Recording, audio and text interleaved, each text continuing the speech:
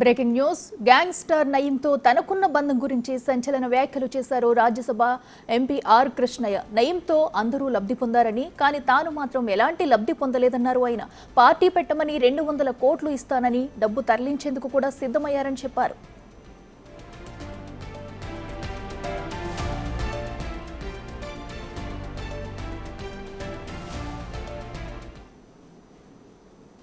నయం తోటి అందరూ లబ్ధి పొందారు, నేను లబ్ధి పొందలే. నయం ఒకటి ప్రపోజల్ ఇచ్చిండే నాకు, నువ్వు పార్టీ పెట్టానా నీకు 200 కోట్లు పంపుతాను చెప్పా. ఆ మనుషులు కూడా ఉన్నారు ఇప్పటికీ. ఆ మనిషి ఇప్పటికి చెప్తాడు, డీసీఎంలో పెట్టినాక వాపసు తీసుకుపోయినామని. నేను వాళ్ళకి అవైలబుల్ కాలేదు, నేను తప్పించుకోవడానికి చూసిన. అంటే ఆయన ఆఖరికి అన్నాడు నయమే, అన్న ఈ అన్ని సూట్ కేసులు బ్యాగులు కొండపోయి మీ ఇంట్లో పెడుతుంటే అందరు చూస్తారని నీకు ఉన్నట్టుంది. నేనే ఇక్కడ ఏమన్నా ఇల్లు తీసుకుంటా, అపార్ట్మెంటు, అందులో పైసలన్నీ పెడతా, లాకేస్తా, తాళం చేయి పంపిస్తా, అప్పుడన్నా తీసుకుంటావా అన్నాడు. లేదు నేను దాటేసుకుంటూ వచ్చాను. నో అంటే కూడా కష్టమైన దగ్గర అభిమానంతో అంటుండు, ఎస్ అంటే నా మనసు ఒప్పుకుంటలేదు. ఇదే అంశానికి సంబంధించి మరింత సమాచారం మా అసోసియేట్ ఇన్పుట్ ఎడిటర్ గణేష్ లైవ్లో అందిస్తారు. గణేష్, చెప్పండి.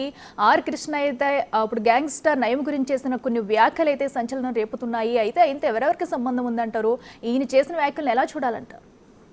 ఎందుకంటే ఆర్ కృష్ణయ్య రాజ్యసభ సభ్యుడిగా చేసిన వ్యాఖ్యలు ఏవైతే ఉన్నాయో వాటికంటే ముందు నయీం అంటే నయీముద్దీన్ అలియాస్ నయీం అంటే భువనగిరి నయీంగా ఆయన ప్రసిద్ధుడు. చాలా వరకు ఒక గ్యాంగ్స్టర్, మరోవైపు మాజీ పీపుల్స్ వారు సంబంధించిన వాడు, తర్వాత రాడికల్ మూవ్మెంట్లో తిరిగాడు, ఆ తర్వాత ల్యాండ్ సెటిల్మెంట్లతో పాటు అనేక హత్యల్లో ఉన్నాడు.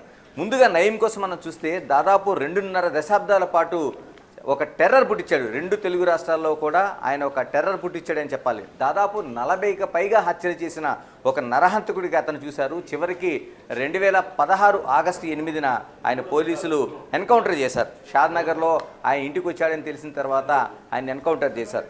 అంటే ఒక దాదాపుగా 40 హత్యలు, అవి కూడా చిన్నవి కాదు, అనేక పెద్ద పెద్ద హత్యల్లోన. అంటే ముందుగా రాడికల్ ఉద్యమంలోన ప్రారంభించిన తర్వాత విద్యార్థి దశ నుంచి, తర్వాత పీపుల్స్ వార్లోన ఆయన ఆకర్షితుడయ్యాడు. అంటే పీపుల్స్ వార్లో దాదాపు పటేల్ సుధాకర్ కావచ్చు, శాఖమూరి అప్పారావు కావచ్చు, ఇటువంటి కీలకమైన పీపుల్స్ వారు నాయకులతో ప్రభావితమై ఆయన నక్సల్స్ ఉద్యమంలోకి వెళ్ళాడు. నక్సల్స్ ఉద్యమంలో పనిచేసిన తర్వాత అక్కడ విభేదాలతో పూర్తిగా ఆయన కోవర్ట్గా మారిపోయాడు. అంటే నక్సల్స్ని తిరిగి, అంటే పీపుల్స్ వారు ఉద్యమంగా ఉన్న టైంలోనే ఆయన అనేక మంది పీపుల్స్ వారు కార్యకర్తలని చంపి, మరోవైపు పోలీసు కోవర్ట్గా నడిచిన అనేక విషయాలు ఆయన దగ్గర ఉన్నాయి. ఎందుకంటే అనేక మందిని మట్టు పెట్టడంలో కావచ్చు, లేకపోతే ఒక కీలకమైన సమాచారం పోలీసులకు ఇవ్వడంలో కావచ్చు, అనేక విషయాలు చేశాడు.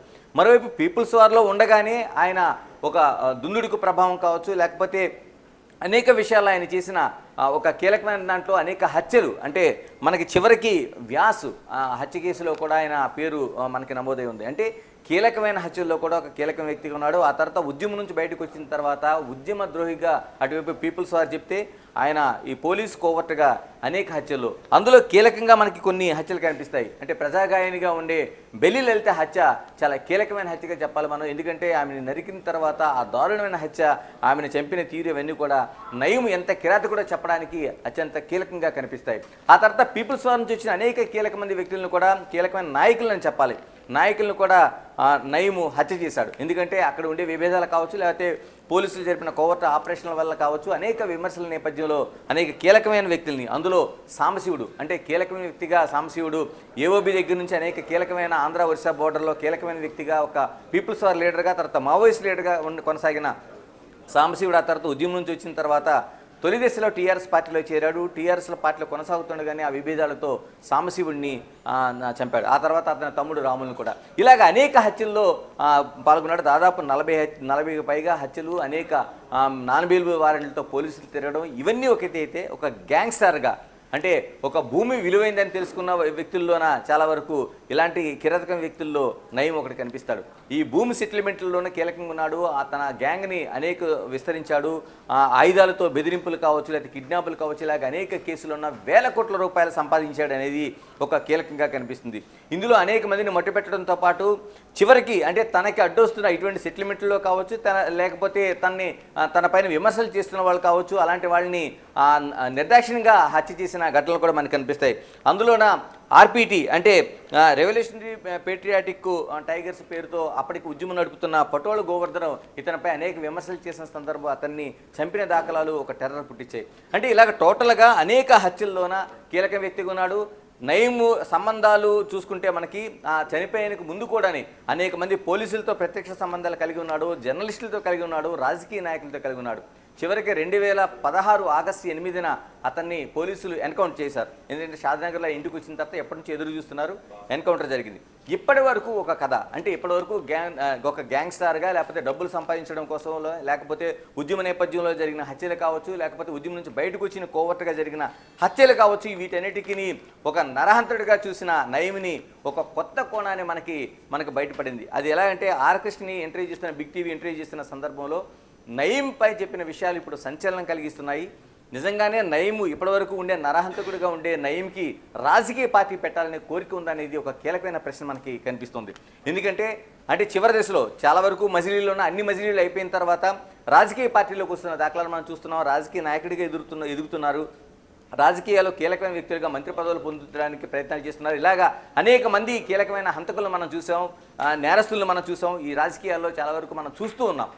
ఇలాంటి దీన్ని నయీం కూడా ఎంచుకున్నాడు అనేది మనకి ఇప్పుడు ఆర్కృష్ణ ఇంటర్వ్యూ ద్వారా మనకు స్పష్టమవుతుంది. ఎందుకంటే నయీం తనతో చెప్పిన మాటల్ని మన బిగ్ టీవీ ఇంటర్వ్యూలో చెప్పిన ఒక సందర్భంలో చెప్పిన మాటల్లో నయీం తనకి 200 కోట్ల రూపాయలు తనకి పార్టీ పెట్టడం కోసం ఇవ్వాలని ఆశ చూపాడు, తనకి ఇవ్వాలని ప్రయత్నించాడని చెప్పిన మాటలు ఇప్పుడు అత్యంత కీలకంగా కనిపిస్తున్నాయి. ఎందుకంటే ఇప్పటివరకు నయీంకి ఆలోచన లేదు, అతను ఏదో గ్యాంగ్స్టర్గా కొనసాగాడు, ఆస్తులు సంపాదించాడు, బంగారం పైన పిచ్చి పోలీసులను తప్పించుకున్నాడు, అనేక మందిని చంపాడు. అది ఉద్యమ నేపథ్యం కావచ్చు, లేకపోతే రాడికల్ మూవ్మెంట్ కావచ్చు, ఆ తర్వాత భూములపైన సెటిల్మెంట్ గ్యాంగ్ కావచ్చు అనుకున్నాం. కానీ అతని చివరి మజిలీ రాజకీయాలకు వెళ్ళాలనేది ఒక కీలకమైన అంశంగా మనకి కనిపిస్తుంది. ఇందులోనే ఆర్కృష్ణ చెప్పిన అంశాల్లోన తన ఇంటికి పంపిస్తాను, తనది పాపపు సొమ్మనో లేకపోతే భయపడాల్సిన అవసరం లేదు, తన ఒక ఇంటిలో ఆ డబ్బులు 200 కోట్ల రూపాయలని పెట్టి మీకు అందిస్తాను నేను, దాన్ని మీరు ఆ కీ హ్యాండ్ ఓవర్ చేసుకొని రాజకీయ పార్టీ నడపండి అని చెప్పాడంటే ఆ నయీంకి ఎంత ఆలోచన ఉంది, రాజకీయ పార్టీ పెట్టాలనే ఆలోచన ఏ విధంగా ఉంది, రాజకీయాలకు రావాలనే ఆలోచన ఏ విధంగా ఉందని మనకు స్పష్టమవుతుంది. దాంతోపాటు 2016కు ముందే అంటే దాదాపుగా మనం 10 ఏళ్ల క్రితం ముందుగా మాట్లాడుకుంటున్నాం, 200 కోట్ల రూపాయలు ఒక సునాయాసంగా ఒక బీసీ నాయకుడికి, ఒక ఉద్యమం నడుపుతున్న నాయకుడికి ఇవ్వడానికి చూపాడంటే ఎంతమందికి, ఎన్ని రాజకీయ పార్టీలకి అతను ఎన్ని వేల కోట్ల రూపాయలు ఇచ్చుంటాడు, రాజకీయాల్లో రావడానికి ఎంత ప్రయత్నం చేస్తుంటాడో నయీం అనేది మనకి కీలకంగా కనిపిస్తుంది. అందుకే నయీం చనిపోయిన తర్వాత 2016 ఆగస్టు 8న చనిపోయిన తర్వాత అతని ఇంటిపైన పోలీసులు ఎన్కౌంటర్ చేసి చనిపోయిన తర్వాత ఇంటిని సోదా చేస్తూ అంతా చేస్తున్నప్పుడు తనిఖీలోన అతని ఇంటిలో దొరికిన డబ్బులు లెక్కించడం కోసం మనకి కౌంటింగ్ మిషన్ల పట్టుకెళ్ళినట్టు అప్పట్లో వార్తలు వచ్చాయి. దీనిపైన కౌంటింగ్ మిషన్లు అయితే దాదాపు 5-6 పట్టుకెళ్ళారు, కానీ దొరికిన డబ్బుల్లో తక్కువ దొరికింది అనడంతో చాలామంది ప్రజా సంఘాలు దీనిపైన హైకోర్టులో ఇప్పటికీ వ్యాజ్యం నడుస్తుంది. అన్ని మిషన్లు పట్టుకెళ్లాల్సిన అవసరమే ఉంది, అన్ని వేల కోట్ల రూపాయలు లేకపోతే లెక్కించడం కోసం ఎందుకు ఈ మిషన్లు పట్టుకెళ్లారు, దొరికిన తర్వాత ఎందుకు తక్కువ డబ్బులు చూపించారనేది ఇప్పటికే హైకోర్టులో ఒక వ్యాజ్యం నడుస్తూనే ఉంది. అంటే ఇంత కీలకంగా ఉండి ఇన్ని వేల కోట్ల రూపాయలు సంపాదించిన నయీం రాజకీయాల్లోకి రావాలనుకున్న ఆలోచన ఆర్కృష్ణ ద్వారా మనకి స్పష్టమవుతుంది. అంటే ఆర్కృష్ణకే 200 కోట్ల రూపాయలు ఇవ్వాలని చూశాడు.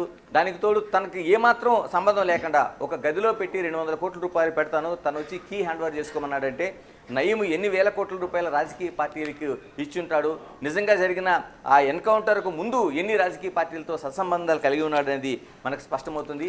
ఏదేమైనా ఒక గ్యాంగ్స్టర్లు కావచ్చు, ఇటువంటి నయీం లాంటి వాళ్ళు కావచ్చు, రాజకీయాలతో ఎంత పెనవేసుకుని ఎంత రాజకీయాల వెనకుండి రాజకీయాలు నడపాలనుకుంటున్నారు అన్న ఆలోచన కనిపిస్తుంది.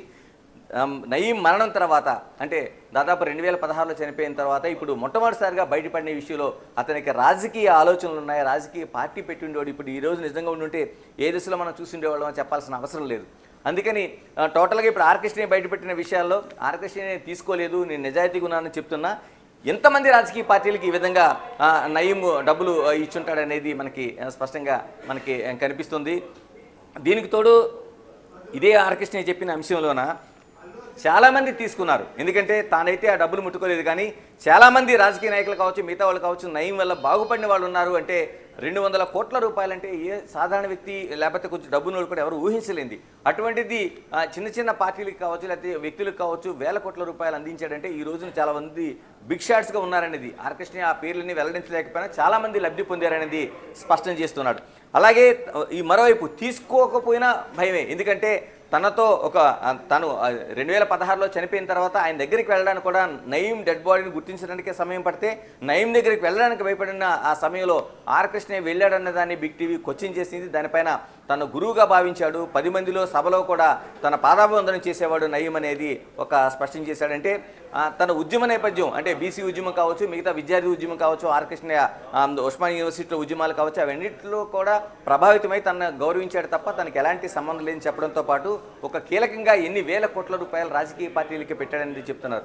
ఇందులో మనం ఒక సెన్స్ ఆఫ్ హ్యూమర్ కావచ్చు, లేకపోతే మిగతా అంశాలు కావచ్చు, అంటే నయీం ఆలోచన ఎలా ఉండేదనేది నయీం దగ్గర తీసుకోకపోయినా డేంజరే, అందుకని దాన్ని తను బ్రతిమలాడి దాన్ని వదిలించుకున్నానన్నది చెప్పిన విషయం అయితే మనకు ఆశ్చర్యం కలుగుతుంది. దీంతోపాటు తీసుకోకపోవడానికి గల కారణాలను వివరించినప్పుడు నయీం అన్న మాటలు కూడా మనం నిజంగా తన లాజికల్ పాయింట్ కావచ్చు, లేకపోతే తర్కశాస్త్రం కావచ్చు, మనకి ఒక ఆశ్చర్యాన్ని కలిగిస్తుంది. నయీం అన్న మాటల్లో మనం చూస్తే నేను మీకు ఇస్తే తీసుకోండి, నా ద్వారా అక్కర్లేదు, నేను ఎక్కడో చోట పెడతాను, ఆ సొమ్ములు తీసుకోండి, ఒక కీ ఇస్తాను, కానీ మీరు తీసుకోకపోవడంలో కారణం నాకు కనిపించట్లేదని చెప్పడంతో పాటు ఇదే నేను ఒక దేవుడి హుండీలో, అది ఎవరైనా కావచ్చు, వెంకటేశ్వరుడు కావచ్చు, ఇంకోటి కావచ్చు, ఏదైనా ఒక హుండీలో 200 కోట్ల రూపాయలు ఇస్తే నిజంగానే ఆ సంస్థ మంచి కార్యక్రమాలకు ఉపయోగిస్తుంది, నాది పాపపు సొమ్మే అయితే ఈ డబ్బులతో మంచి కార్యక్రమాలు చేయొచ్చు కదా అనేది ఒక లాజికల్ పాయింట్ అనేది ఆయన చెప్పడానికి చూస్తే ఎంతమందిని ఈ విధంగా నయీం ప్రలోభపెట్టి ఉంటాడు, ఎన్ని రాజకీయ పార్టీలతో ఇలాంటి సంబంధాలు డబ్బులు ఇచ్చి నేర్పుంటాడు అంటే ఒక కీలకంగా మనిషికి డబ్బు అనేది అల్టిమేట్గా ఒక ఆశ చూపిస్తుంది కాబట్టి